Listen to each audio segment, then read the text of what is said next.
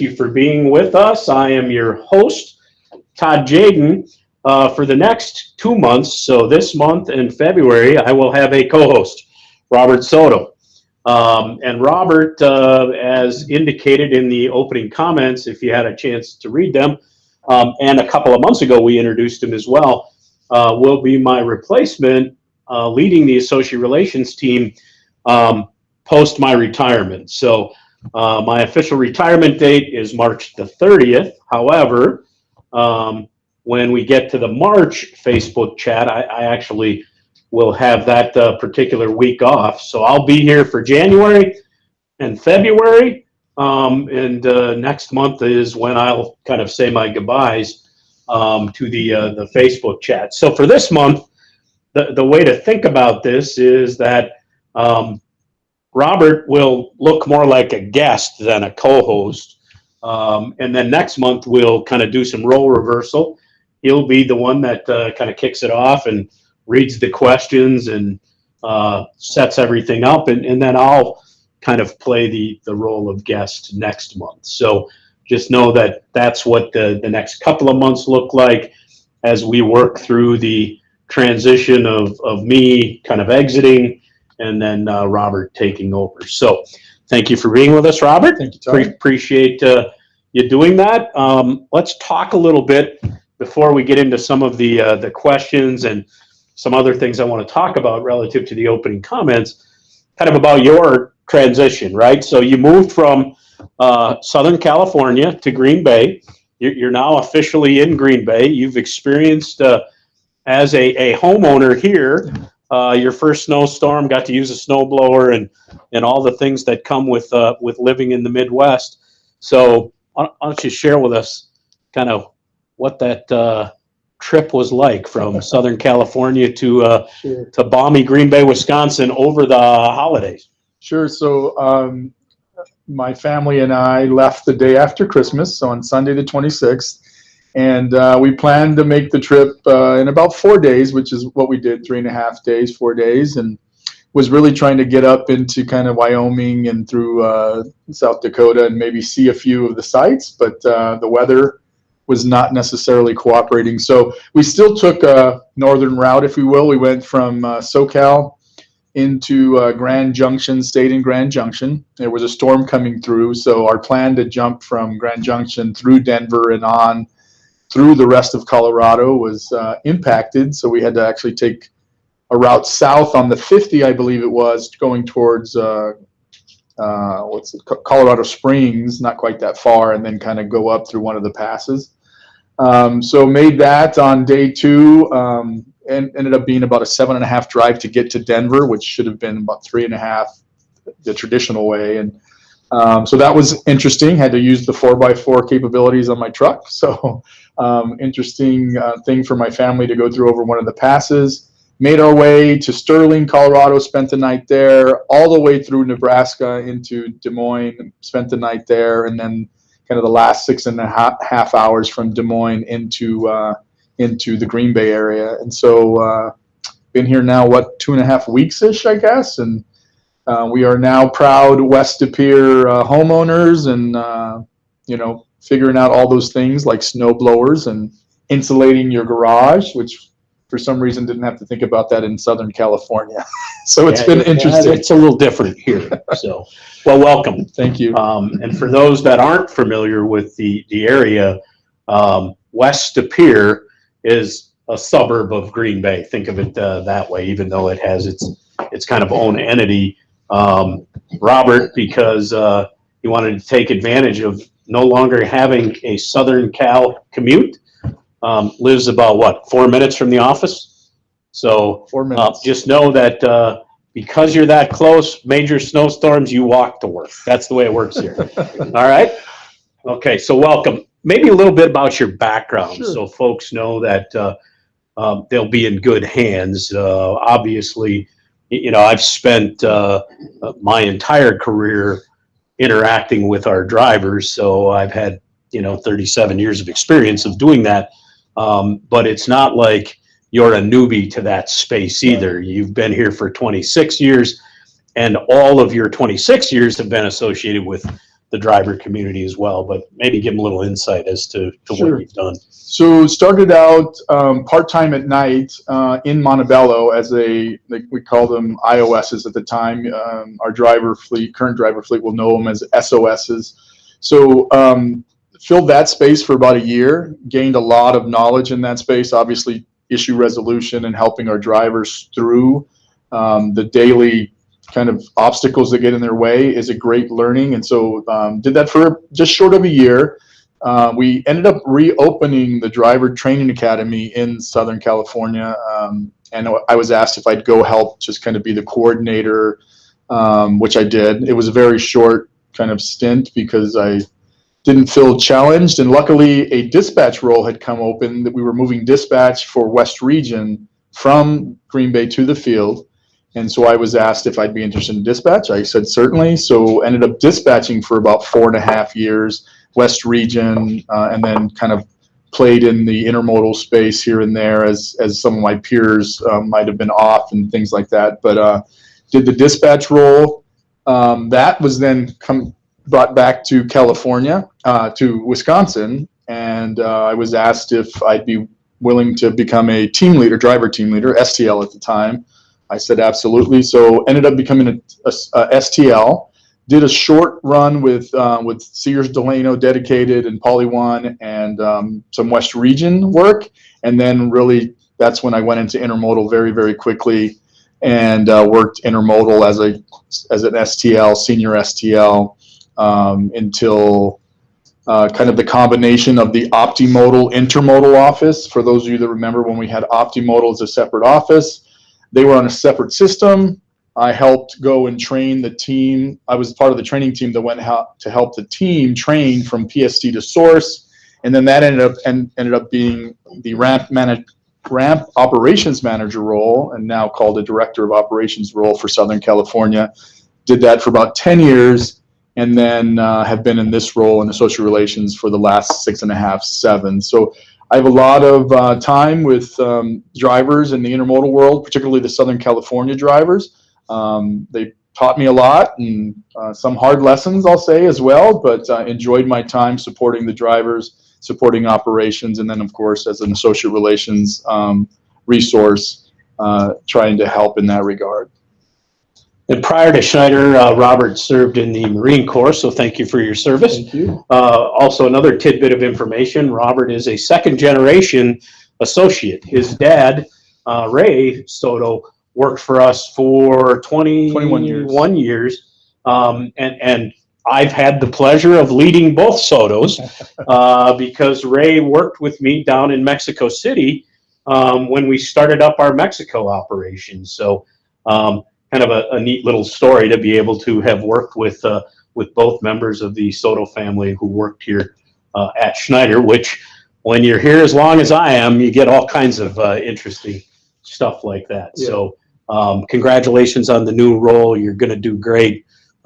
Certainly we'll look forward to kind of plugging in the future and being a proud alum and cheering for you from outside the organization. I appreciate that. Okay. All right. So let's start with some of the exciting news I included in my opening comments, because it's January 19th and we've had a lot going on already this year. So in very early January, so right after people returned from the holidays, there was a press release talking about the acquisition that we made of a dedicated carrier called Midwest Logistics Systems, or MLS. And we're very excited about that particular acquisition.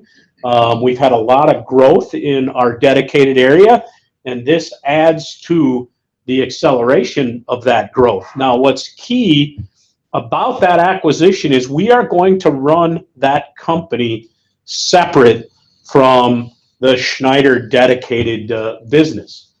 And it's important that we do that, run it separately, because they have an identity. They clearly are recognized in that dedicated arena. And it was important to us and to them as we were coming together in that acquisition that they be able to keep their identity. They have a culture that's very similar to ours. There are 1,000 professional drivers that just over 1,000 that work there.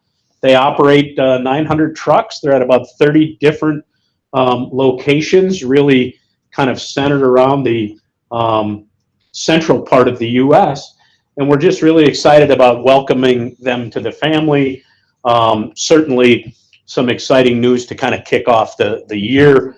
And we look forward to having them be a part of who we are.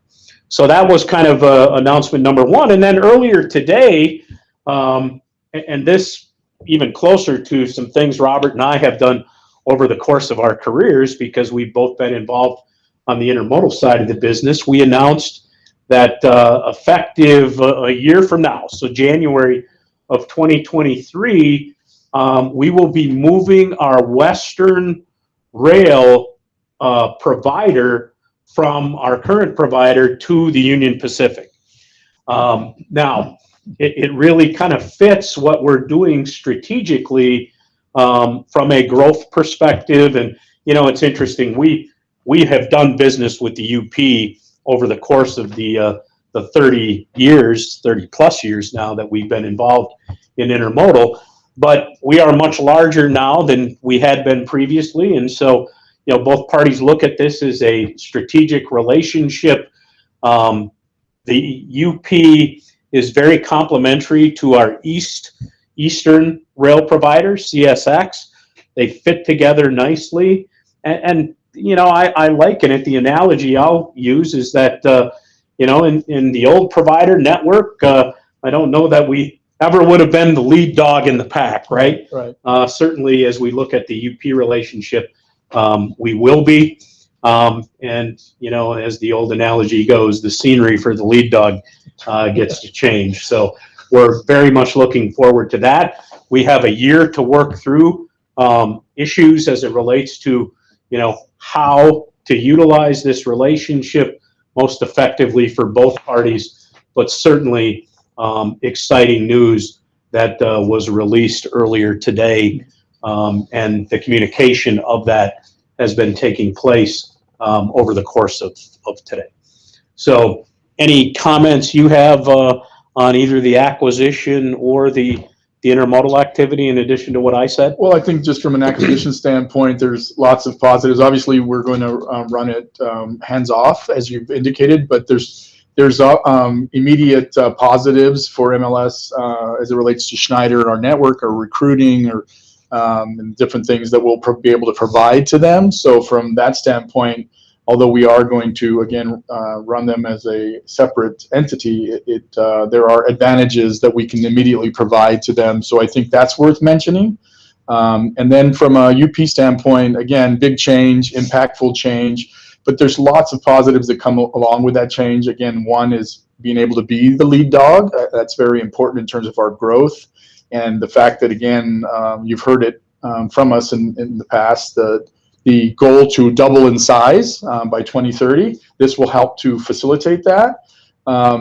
And there are market to market, there are advantages. And again, there's going to be impact to again, market to market that may not be an advantage right off the bat, but there's advantages to, again, using San Bernardino as an example, Colton, the UP and the lanes that they have, will mean that we can kind of keep our fleet more on one side of town. So there's just lots of little things like that that will, you know, the Texas ramp not having international business, which means less congestion. So there's lots of little things like that that market to market are advantages. Yeah, and I think what we bring to the UP is unique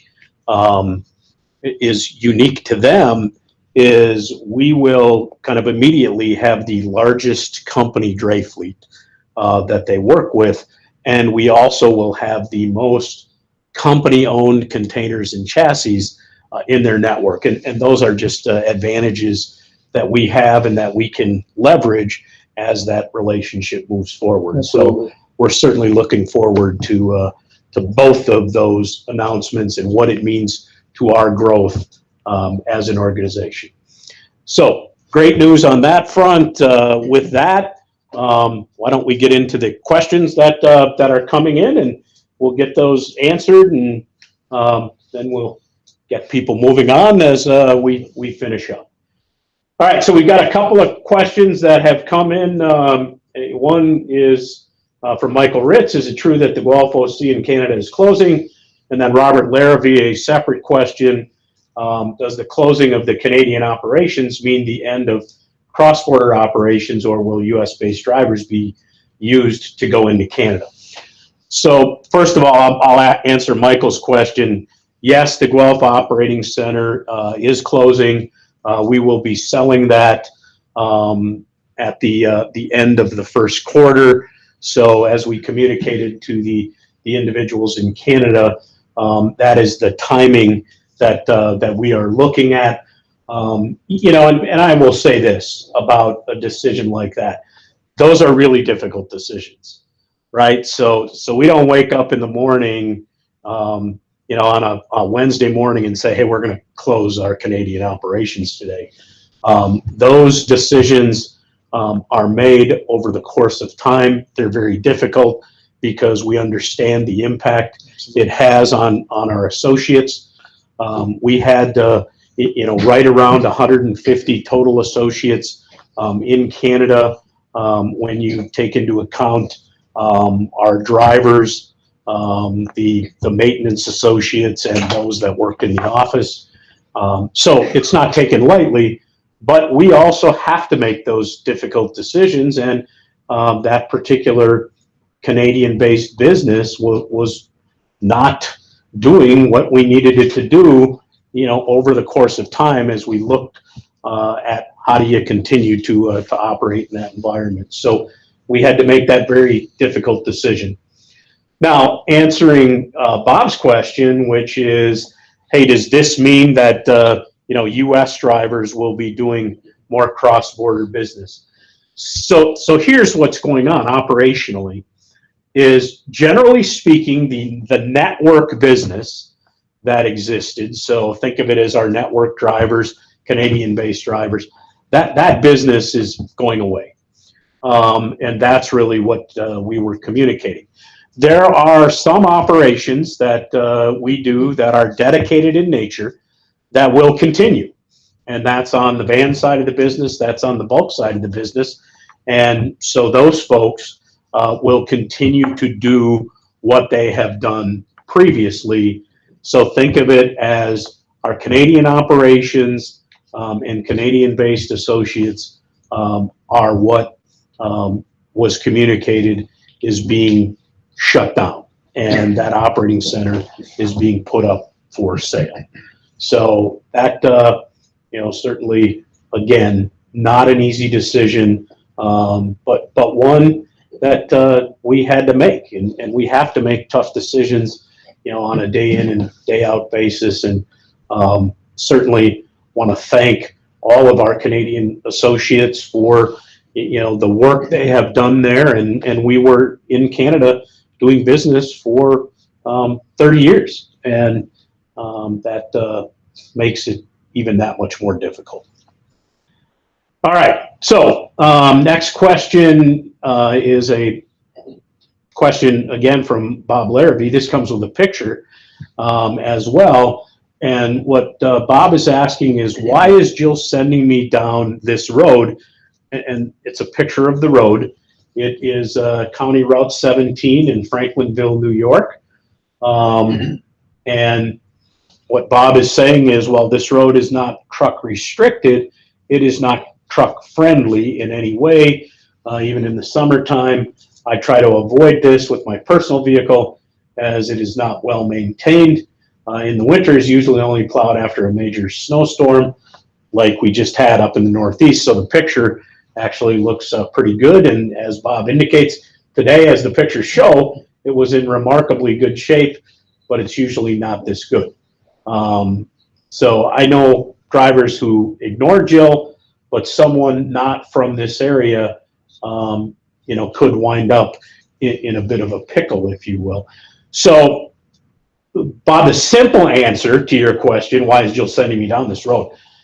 I don't know what logic, you know, is built into the route and the navigation as to why we're using that road, but I do know the underlying thought process in the navigation tool is we're only going to route you on truck eligible routes. So you indicated it's not truck restricted, so that may be driving some of that.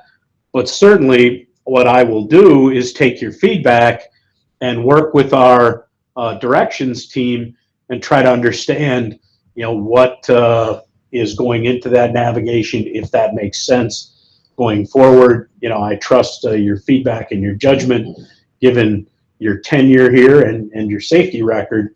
And so we will take a look at that and follow up in that regard. So those would be my comments. Robert, anything to add? No, I think that's right on the money. We'll take a look at it and see what the logic is and circle back. But as you said, not restricted, just probably not recommended.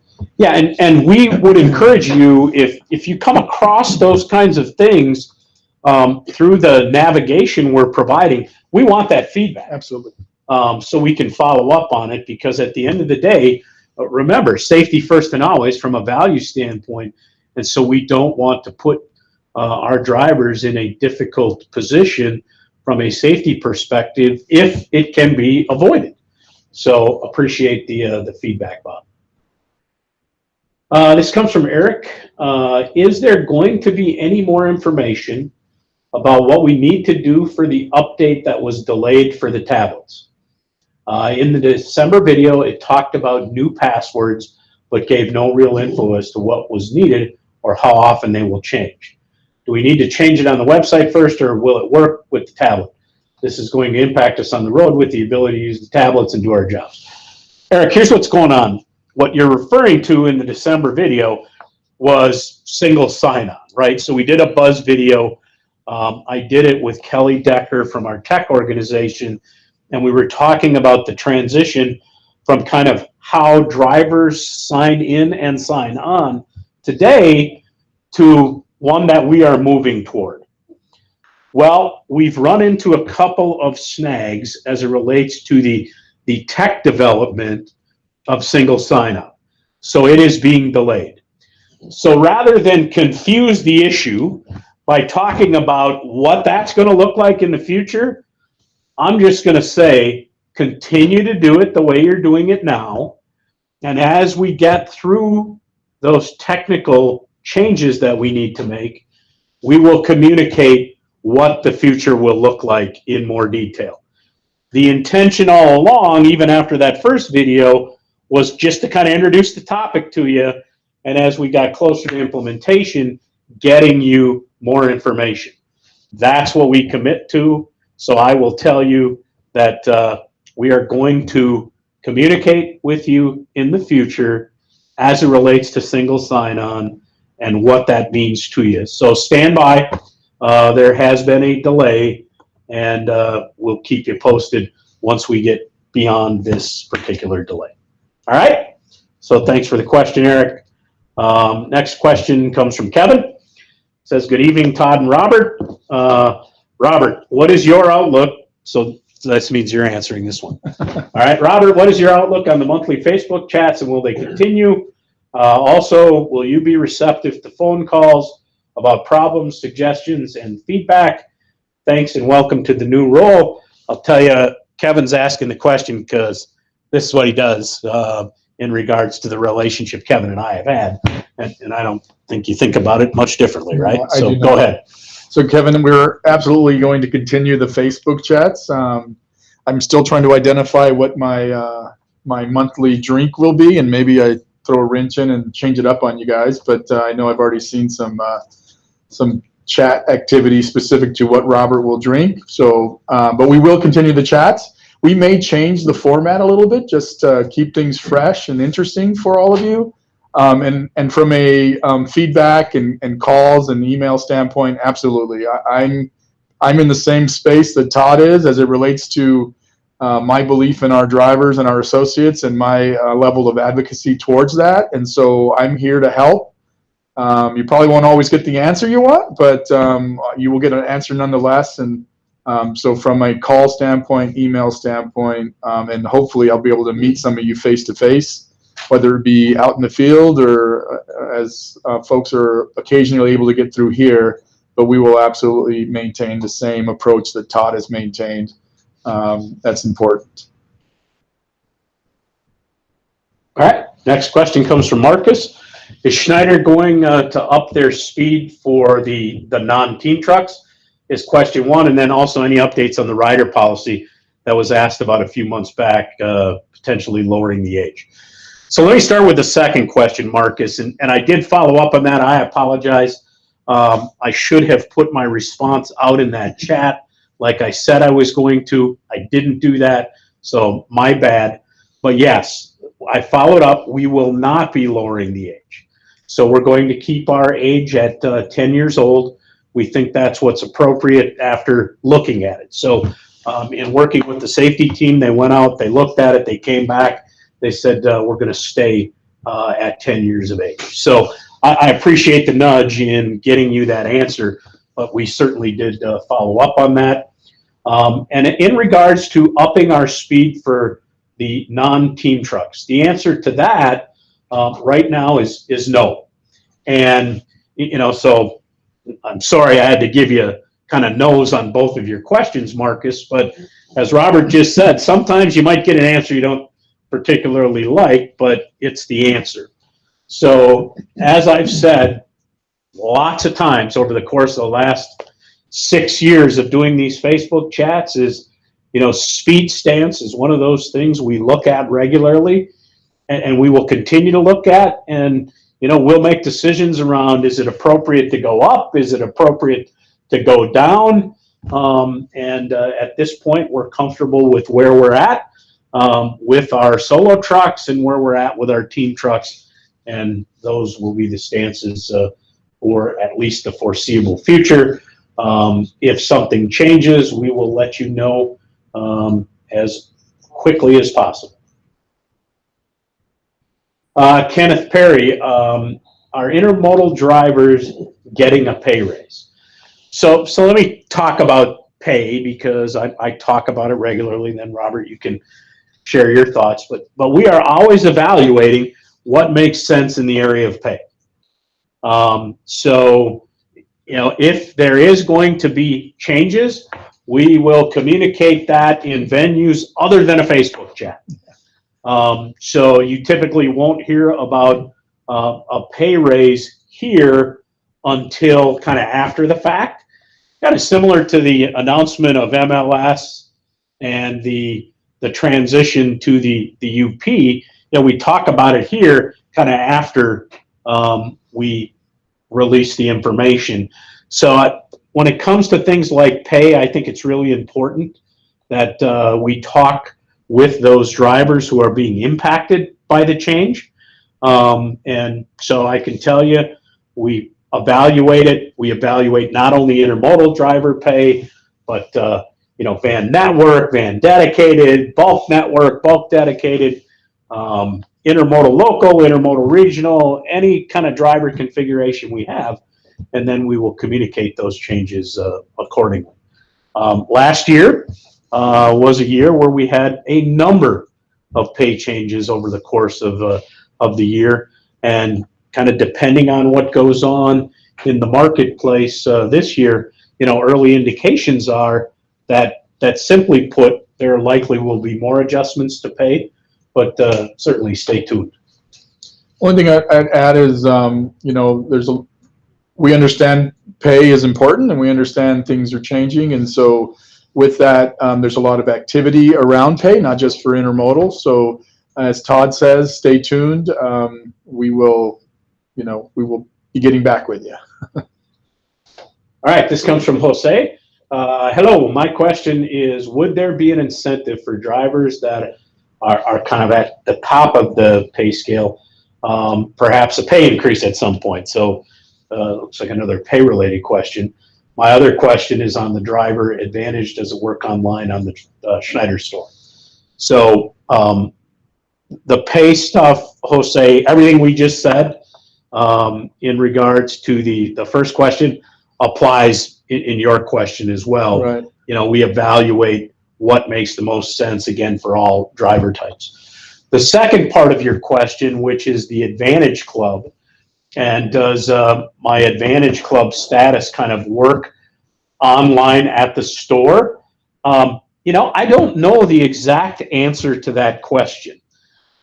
So I'm going to turn and look Online only. at Vicki. Online only. Online only it works? So it works. And you only get it if you go online and use it. So certainly take advantage of the Advantage Club status and utilize that through our online capabilities. If you need help doing that, certainly reach out. Vicki Bauman, who works for our associate relations team here in Green Bay, would love to help you with that. Right, Vic? I would. All right. And I just wanted to add, Jose Duran is a SoCal intermodal driver, and one that I am very familiar with, very hard worker, and so he definitely earns his pay, and we appreciate what you do every day out there, Jose. All right, so this comes from Levi. Can we please go take the horn sound out of overnight support? It is too loud. Well, I don't know what support you're calling the overnight support, Levi. But if it's Green Bay, there's not a horn going off here because I'm sitting right outside that customer service floor where our overnight folks sit. So if it's a different location, you can let me know that and we'll follow up. If it's SEM, there might be some construction going on that you're picking up some sound, but it's actually kind of eerily quiet in here tonight. Normally we have a bit more background noise. This comes from Chris Biza. Are we going to be able to see the 2021 W-2s on the ADP app, even though we weren't with ADP in 2021? Chris, I will double check this, but I believe the answer to that is yes. So if you've read the Compass article and you followed the instructions to sign up for the ADP app, I've done it from an office perspective, and I have access to the app just to make certain that it was working. I know it's working, but I didn't look at whether there was a W-2. Now, the W-2s don't need to be out until January 31st. So I'm pretty certain they're not out yet. We typically get them out before the 31st, but at the latest, it would likely be the 31st. And I think they will be available on that ADP app. We are also working to get that ADP visibility through Driver Compass without having to download that app. We're working through that technical change now. All right, we're going to do some shout outs. So here, we'll tag team these. Okay. So I'll start. Hello, everyone, from Joel Torres. And hi, Joel. Congratulations. Thank you. I see that you've made your way into the TE ranks. So we appreciate you doing that, moving from that driver mentor role into a TE role. So thank you for becoming a TE. So Mike Marsh is saying, hey, crew, sitting here in Gary until morning. Hi, Mike. Thanks for joining us. This one comes from Joseph Morning. Good evening, Todd and new Todd. Ha ha. So thanks, Joseph. Appreciate you being with us tonight. Hello, drivers and associate relations team. Have a safe evening, drivers. And that's from Tim Beersticker, who is one of the associates here that regularly joins us on Facebook night. So hello, Tim. Hello, guys. Traveling through Nashville in the rain. This comes from Chris Foshi and his wife, Jennifer, one of our teams. Nashville thus far this winter has more snow than Green Bay, Wisconsin. So that's a good thing for me. Thankfully it is raining in Nashville versus snowing because they don't process snow as well in Nashville as they do up here in Green Bay. Hello from Bonnie Behrens. I butchered that. I apologize, Bonnie. Thanks for joining us. Good evening, all. Comes from Brian Sirkew. Good evening, Brian. And Randy Zenecki says, hello, hi, everybody. Daryl Marshall says, congratulations, Todd, on your retirement. I've enjoyed the chats. Much success in the future. So thank you for that, Daryl. I appreciate it. And, we'll do this one more time and say goodbye at the end of next month. Why don't you take the Lynn one, no? Oh, yeah, okay. Hi, folks. Tuning in from Mattawa, Ontario, enjoying retirement. So Lynn LaValle, who is one of our million miles safe drivers, 10 years consecutive safe driving, has been with us, for over 15 years, retired at the end of the year. So glad to hear you're enjoying retirement. Glad to hear that you're still interested enough to check in on us, and are now a proud alum of the organization. And thanks for everything you did while you were here, Lynn. We have greetings from Woodville, Mississippi. That's Steve Minock. Hello, Steve. Hello, fellas, from Ken Perry. So hello, Ken. Appreciate it. And Bob Hamry is saying howdy from Winchester, Virginia. And Winchester, Virginia is one of the locations that I went out with early on in my associate relations as we were visiting Front Royal, is it called? Yep. Front Royal, Virginia. So welcome. Hello. All right. So next question. And it's great to have a co-host, because when you get questions like this, I'm just going to turn this one over to you. This comes from Steve Platt, who we both know. Right. Does Green Bay know that the planning program does not work well for the intermodal side? So because of your experience in intermodal, because you've had discussions with folks in regards to this, I'll have you provide some comments. Sure. So thanks for joining us, Steve. And, we've talked on many occasions, text on many occasions. And I understand your frustration with the program. As far as Green Bay knowing that the planning program does not work, clearly we don't approach it as it not working. There are some tweaks and adjustments that we can make. And again, market to market, that impact varies. But I understand your frustration. We've shared feedback. I've shared feedback as well. We will continue to share that feedback in an effort to try and, again, make additional tweaks and additional adjustments to try and make things better. Unfortunately, sometimes these things take time because it is a system approach. And so, again, I know we're not moving quickly enough for you. I get that. I understand that. But certainly that feedback is shared, and we will continue to do so in an effort to make it better. Yeah, and my comments, Steve, are going to be big picture, right? So this is at a bit higher level than what I think your question is getting after, but I think it's important to state it, because as part of your question, you said that this program, the centralized planning, isn't working. I will tell you, if I look at the data from when we first brought dispatch to Green Bay from a centralized perspective versus today, we've made progress.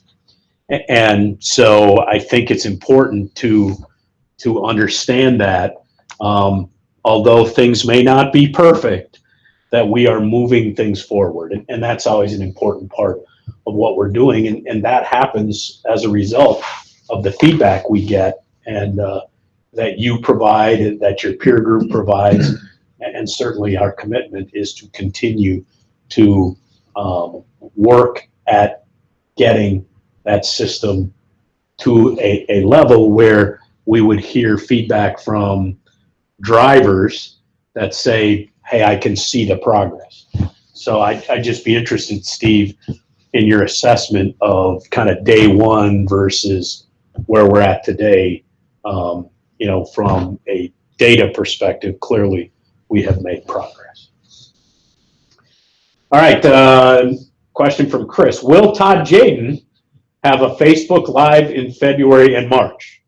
So Todd Jaden will have a Facebook Live in February, or at least be participating in what I would call the Schneider Facebook chat, with Todd Jaden as a co-host in this regard. I will not be here in March. So my last hurrah, if you will be in February. In March, it's turned over exclusively to Robert, and then whatever guests that would participate, or if Robert's going to do them solo some months.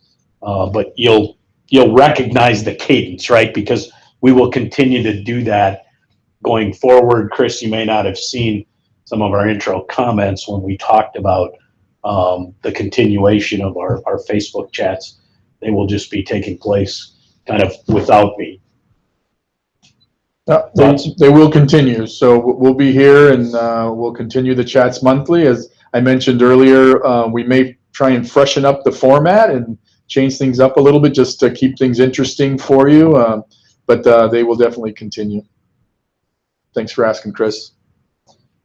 This comes from Don. Any further info on new drivers switching accounts and losing their bonus? So what Don's referring to, let me give you a little context around this, is he and I have had a discussion around a driver that comes in with a signing bonus and is working in van network, as an example. And then before that signing bonus runs out, makes a decision to transfer to dedicated, is an example. And so, Don, what I can tell you is the further info is we're looking at what we can do in that particular space and what makes sense. So a decision hasn't been made, but we have looked at it. We are discussing it. So kind of stay tuned as it relates to what kind of makes sense longer term in that space, but no decision at this point. This comes from Daryl Marshall. It's a follow-up to the question around the rider policy. And he's saying that age is appropriate, 10 years old. I had to drop my son off at a Walmart while I picked up a load at a paper mill. A lot of mills don't allow minors on the property. So, you know, I think what Daryl is indicating is absolutely true. And as we looked at the policy that we had in place, we determined that, you know, 10 is the age that makes sense for us. Comes from Jason. Relay times on the tablet need to be more accurate. Many drivers wait for relays to be dropped because the original driver always has an inaccurate relay time and date. Thank you. Jason, I agree with you. This is a space where we do need to get better. This is where we have to work effectively together, right? So the driver who is relaying the load needs to understand that there is likely a driver assigned to it on the backside, and they are counting on you providing an accurate ETA as it relates to, you know, when you'll show up to drop that load off. So that's a driver communication issue that I agree wholeheartedly with. Let's get good in that space. This comes from Granville. What about the incentive pay being affected by truck idle in 15-degree weather? I should say truck idle in very cold weather. So I'll make some comments, Robert, and then I'll let you as well. So our incentive pay is tied to MPG. Obviously, idle can have an impact on MPG. And so, Granville, I think what you're getting at is, hey, you know, my truck won't idle, and it says it's 15 degrees, and I thought my truck would idle at 20 degrees. So the reality is if you can idle your truck due to the kind of ambient temperature outside of the vehicle, and that's what's required for you to, you know, sleep well, we want you to do that. Absolutely. Right? Just know that there are going to be some times where the ambient temperature outside won't be cold enough, and you really need to use that in-cab heater. And what I'll tell you is that in-cab heating technology really will keep the inside of the cab warm to around 0 degrees Fahrenheit. But certainly that truck can idle in that particular temperature. And if that's what you require to be comfortable, use it. And then you have to kind of assess through the course of that incentive period of time, what impact is that having on your MPG? When do you need to use it? How often do you need to use it? It kind of works like that. So thoughts on kind of cold weather idle? No, I don't think I got anything else. I think you covered it well. And so no, nothing else to add. All right, let's do this. Instead of me reading the question, you read, you start to answer. I'll provide color commentary. Okay.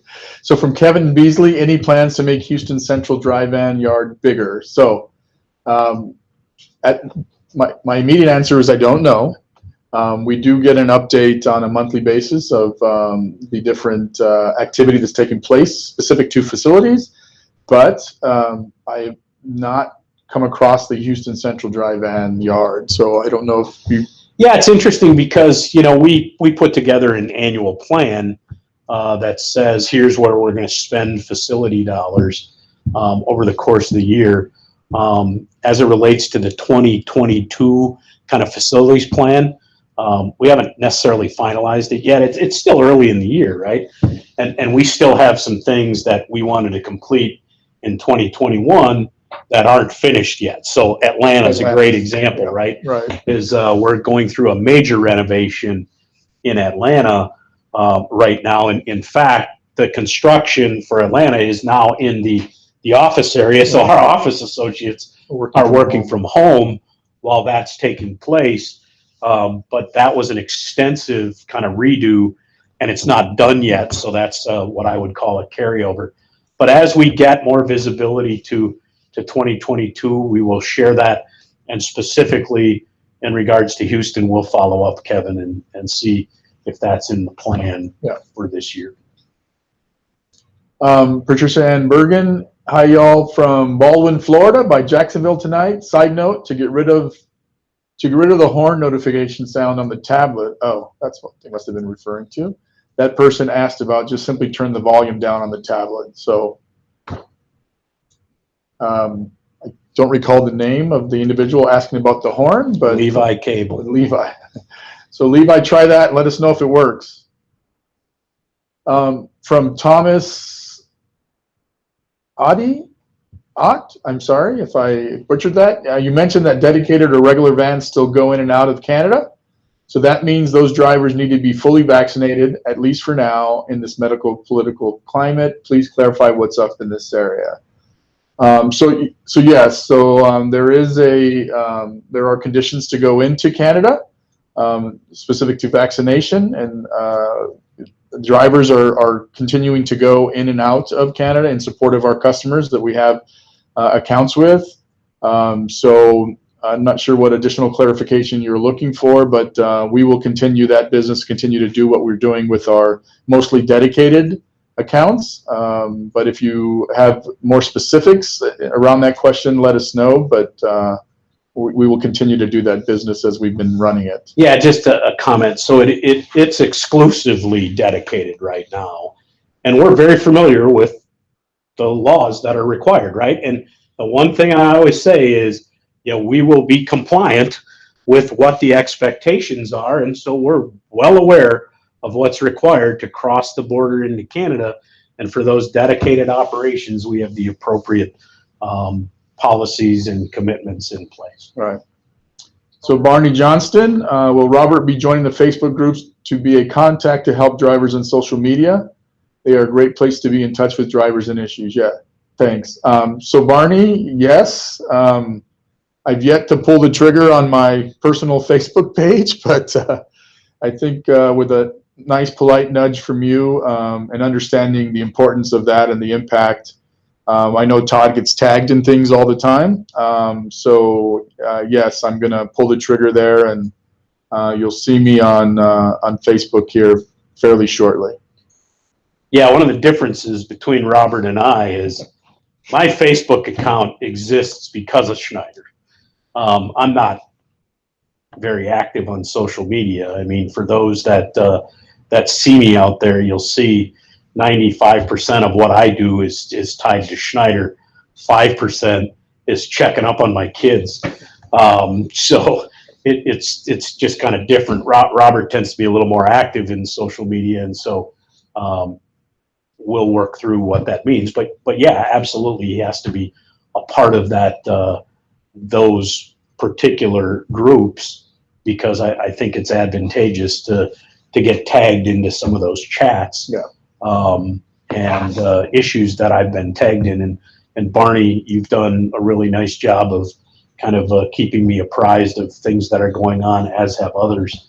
And I find it extremely helpful to be able to engage that way. So we got some shout outs. Hello, Todd from Chambersburg Intermodal and Experience Training. Hope to possibly see you at the awards banquet in Harrisburg. And that's David Trump Sr., who I'm familiar with out there in Chambersburg. Yeah, I think the answer to your question about will I be at the awards banquet in Harrisburg, the answer is no. I'm actually only able to make the Green Bay banquet this year, and that has to do with some PTO that I have scheduled, congruent with some retirement things that are going on. So unfortunately, I won't be there. You know, Harrisburg, over the course of my time, has been one of my favorite banquet venues. I've been out there a number of times. Been to Obitz a number of times. Well, I've been to them all at one point or another in my career. Yeah. But this year it will be Green Bay. All right. So with all the Canada stuff, what's going to happen to the Ride of Pride truck in Canada? That's Joseph Morning Jr. And so Joseph, correct me if I'm wrong, Todd, but I think the approach is consistent with what we've stated about all the equipment. We will be moving all that equipment, whether it's truck or trailer or intermodal equipment, back into the U.S. to quickly put into rotation and revenue generating moves. Yes. So that would include all of the equipment coming from Canada to the U.S. So that's what would happen with the Canadian Ride of Pride truck. I don't know if we're going to have a discussion with Freightliner in regards to that. You know, that's something that I can follow up on. But the intention is for all of that equipment to be brought into the U.S. and redeployed. Yeah. All right. From Chris Misa, hello, Todd and office crew, checking in from the best OC ever in Dallas, Texas, heading to Charlotte, North Carolina, market tomorrow. Hello, Chris. And hello from Joanne, DC, and Hudson, Ohio. That's Ben Starbuck. Thanks for joining us, Ben. Greetings, Robert and Todd. Shout out from Bakersfield, California. Sorry I'm late. Glad to be here as always. I'll review the chat later. That's Barney again, joining us from Bakersfield. And having just moved from Southern California, Bakersfield was where I drove through to get out to the Kern and do some fishing up there. So hope you're enjoying your time there in Bakersfield, Barney. Hi, Todd and Robert from Lordsburg, New Mexico. That's Terry Wolf. It's my first Facebook chat, so I'm gonna take liberties here. My father, Ray, who worked here for 21 years, is from Santa Rita, New Mexico, and I spent part of my childhood in New Mexico and ran track and basketball against Lordsburg, New Mexico, Lordsburg High School. So Terry, glad to see a familiar name there.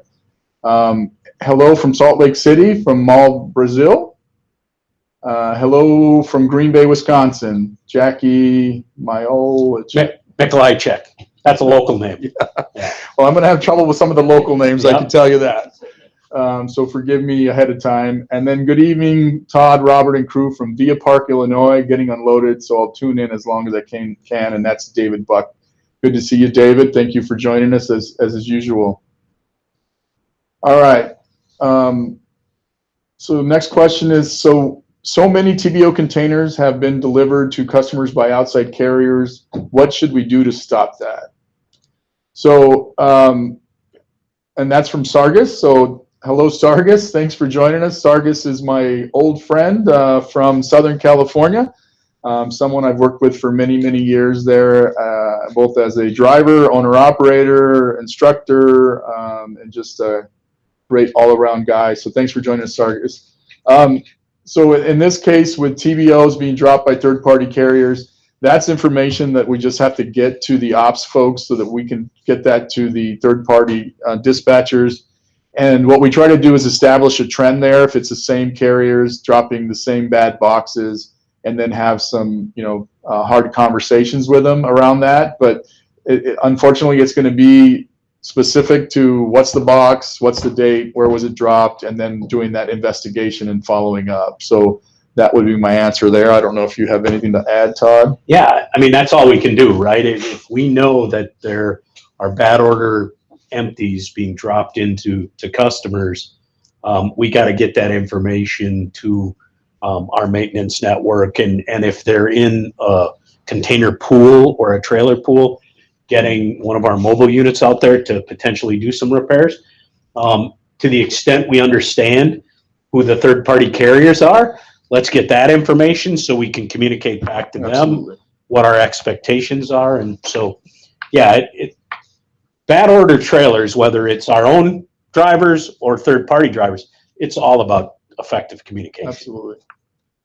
All right, next question is, the Atlanta OC is empty. What's going on there? So as Todd mentioned earlier, Atlanta's going through a very significant renovation. Right now, it's a bit of a ghost town if you were to walk through it because the DTLs are working from home. That is intended, and that work will move from inside that office area into the driver services area, into the showers and bathroom area, and then on into the yard for a significant yard extension. So lots of good work being done there. That's what's happening. Hopefully you're seeing that progress, and it's all a good thing. It hurts kind of getting there and getting through that transition, that interim period, but at the end, we're all going to be better off for it in terms of the setup and the yard and the space and all those kind of things. Yeah, I'm just going to make a comment. It's kind of tangentially connected to the question about what's going on there. But we talked about Nashville and the snow they had. Chris Biza mentioned he's on his way to Charlotte. We're talking about Atlanta.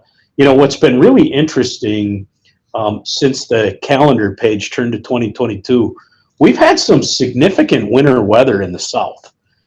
And so my message is, man, be aware of what's going on kind of around you, because we closed the Charlotte Operating Center last week or over the weekend because of a significant ice storm. That doesn't happen very often. We had some sleet and snow even as far south as Atlanta. So, one of the important things, especially for our kind of over-the-road drivers that may not be in a specific region of the country regularly, not knowing, is to have a good weather app to ensure you understand what's taking place. And so when states like Tennessee, Kentucky, Virginia, they have more snow than Wisconsin at this point in winter. It's odd, right? Right? So just be aware that there's a lot of weather stuff going on, and we want to make certain that we're as safe as possible, and that you understand that if it's not safe, you have that stop work authority, and we need your feedback if you're going to do something in that space. But just be aware of kind of those weird weather patterns we're seeing. All right.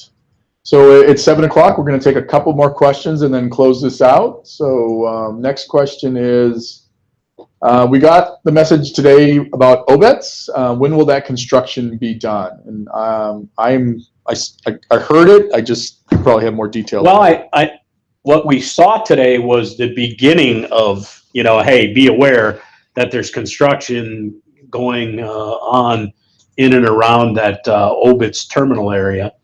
I don't know that message said when it was going to end. So we know when the beginning is, and we're kind of in the midst of that now.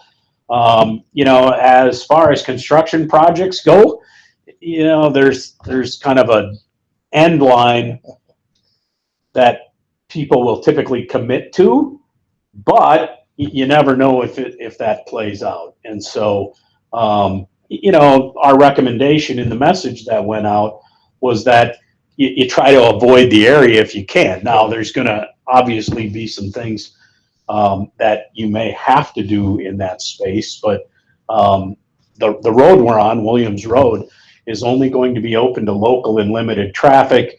For those that have been in there, you know that that area of Obitz, even without construction, is a little congested. So, you know, just be smart about doing it. And if you are going to enter the area, you just got to be aware that there's likely going to be some detour signs and low bridges and some other things like that, just like the message said.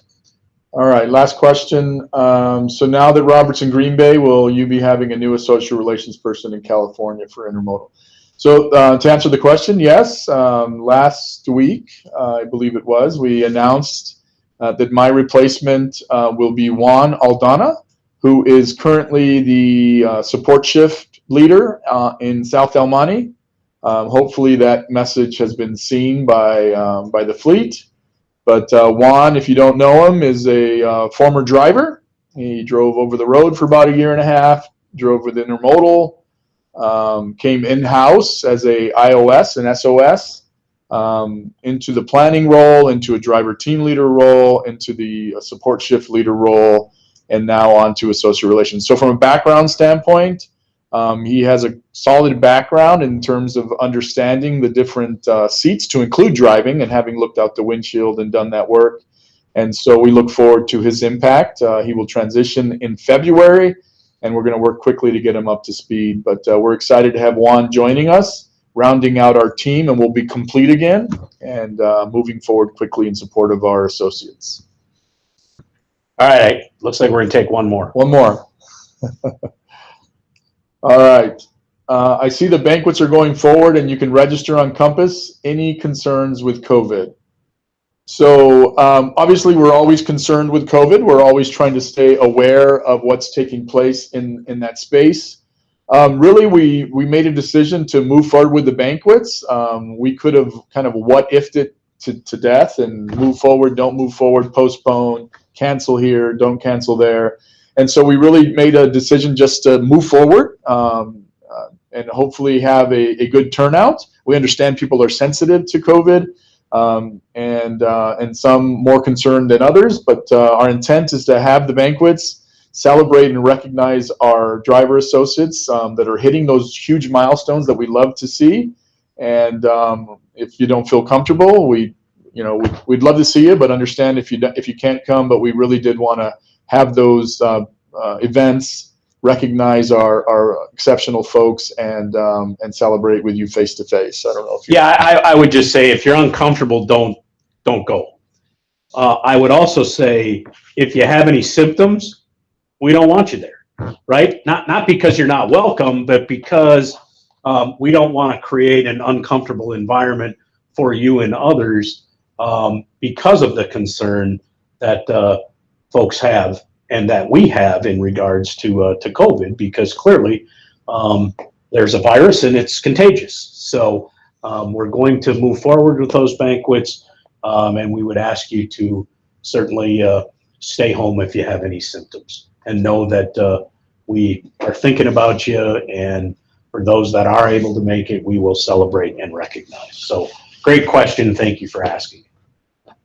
All right, we are going to close this out. I want to thank you all for being here. I want to thank you for your probably your patience with me as I'm getting up to speed on the format, and certainly have some learning to do, as my focus has been intermodal for a long time. So I do have some learnings from a van truckload and bulk standpoint. So I'll ask you for patience as we get these things started and get going. And sometimes my answer will be, I don't know, but I'll get back to you. But that's how I'm going to learn, and that's how I'm going to be able to support all of you out there and continue the great work that Todd has done over these very many years. So, all right. So that's it for this month's Facebook chat. As always, thank you for participating. Robert, thank you. Good job. And we will be here next month to do it all over again. So we'll see you in February. Take care. See you then.